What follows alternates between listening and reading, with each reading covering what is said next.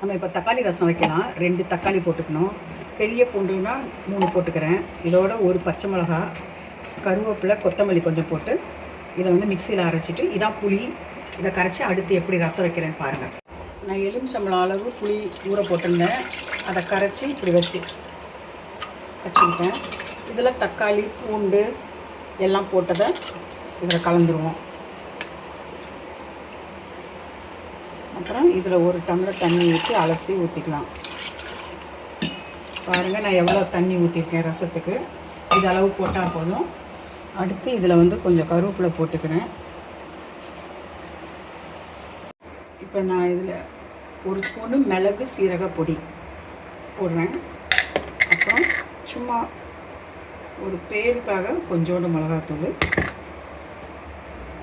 கொஞ்சம் மஞ்சத்தூள் கலருக்காக, பெருங்காயம் நம்மளுக்கு தேவையான அளவு. நான் கொஞ்சம் நிறையா தான் போடுவேன். ஊற்றிருக்கேன். ரசத்துக்கு கம்மியாக ஊற்றினா போதும். அதில் கடுகு போடுறேன்.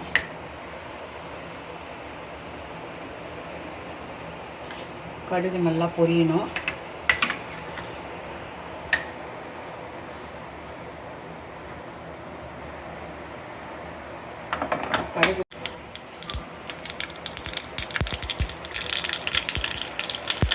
கடுகு பொரிஞ்சிருச்சு. நான் இதில் 2 வெங்காயம் போடுறேன். காஞ்ச மிளகா 3.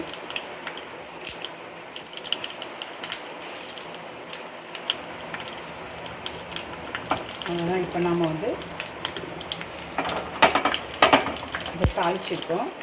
தாளித்ததில் ரசத்தில் போட்டு நுர வந்த உடனே கூடின உடனே உப்பு போட்டு இறக்கிடணும்.